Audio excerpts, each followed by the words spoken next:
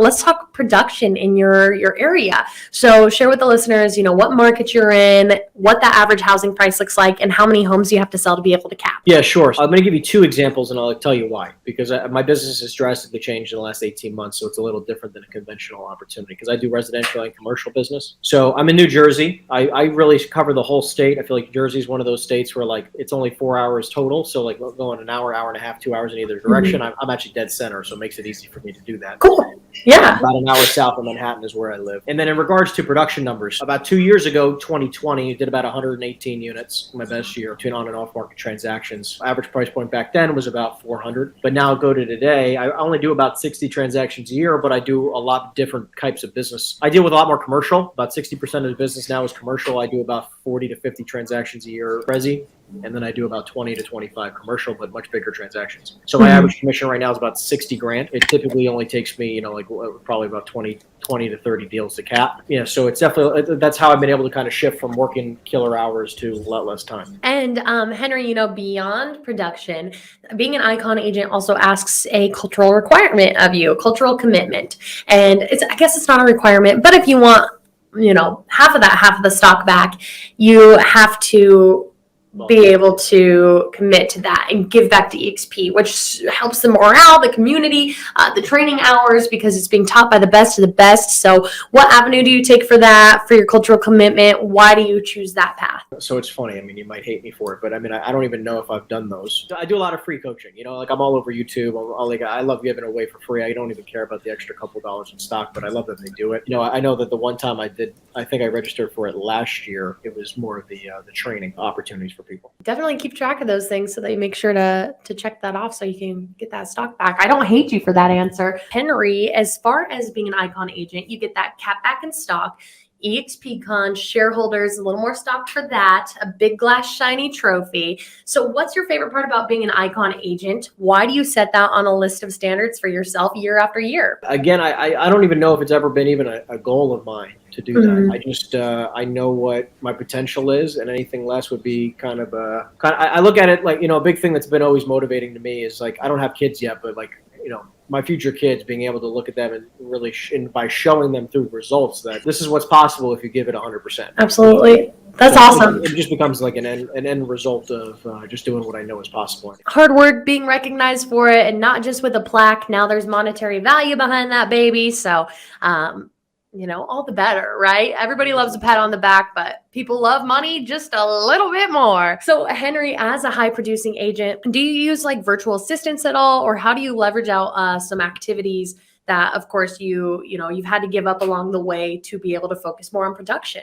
First things my mentor told me a long time ago, building out my team. So my biggest, I was actually at 11 full-time employees who were doing about 10 to 15 transactions a month. Nowadays, I literally have 2 full-time assistants. Because my business has shifted so much, I literally have 2 full-time assistants, but I don't do any paperwork. Anything that's $15 to $20 an hour that can be delegated should be delegated. So I'm a big fan of once you start hitting 10 to 20,000 a month in actual net income after your broker fees and everything, I do believe hiring your assistant is definitely it's almost like a necessity. It's a need. You have to do it. The only way to scale is through proper delegation. That's right. I'm gonna write that down. The only way to scale is through proper delegation.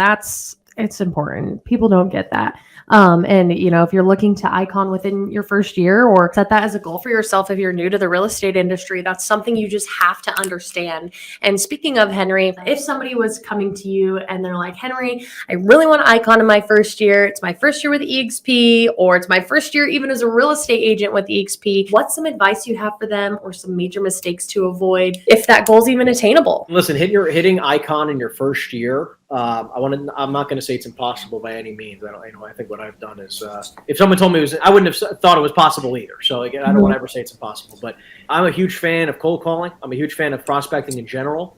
And I think that anybody who tries to do anything but be on the phones for any extended period of time on a daily or weekly basis, I don't think that's possible at all. It takes an ungodly amount of outward output. It takes a lot of phone calls. It takes a lot of being on the phones, connecting with people. The only way we make money in this business is through other people. So if you're not speaking to more people, not just posting on social media or scrolling on Instagram, you want to make money, you need to be connecting with people. So biggest thing I can ever tell you is just like the more output, the more input, or the more you're going to get, right? The more output you give out, the more you're going to get in income. And the only other thing that I'll say in regards to biggest mistakes, I'll even just say like it just not realizing that this is a relationship-based business. I wouldn't be 1/100th of what I am today without the people in my life. A large part of my income nowadays is through not only the team delegation that I've done, but also through referrals. It takes both. By not spending time meeting new people, by not spending time on the phones, you're delaying your own success for no reason. You need to make sure that you are looking at like revenue producing things while also looking at like word of mouth marketing production as well. Henry, were you ever skeptical of EXP when it was first introduced to you? Absolutely.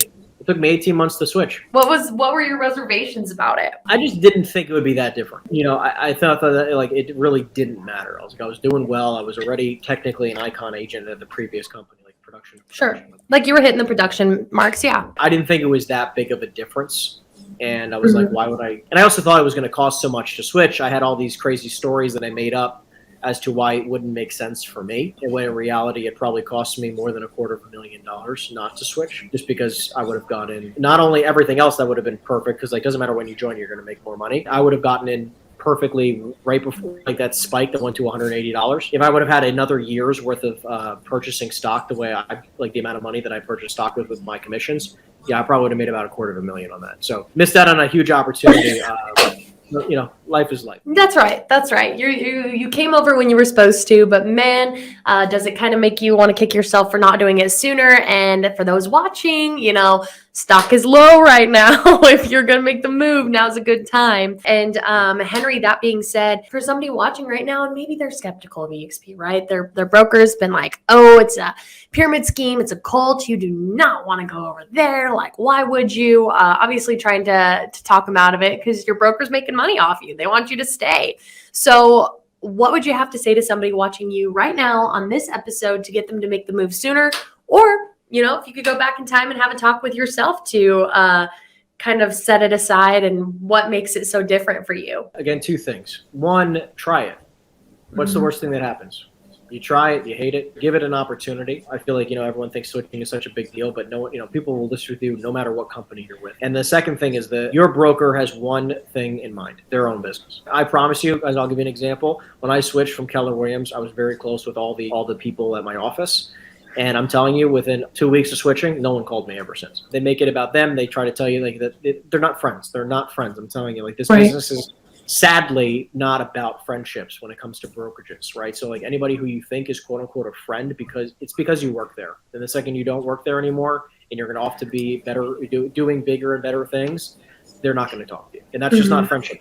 So, again, acting as a friend, as a family member, try it. Yes. Like the only people who I see leave this company are people who don't take advantage of everything it actually offers.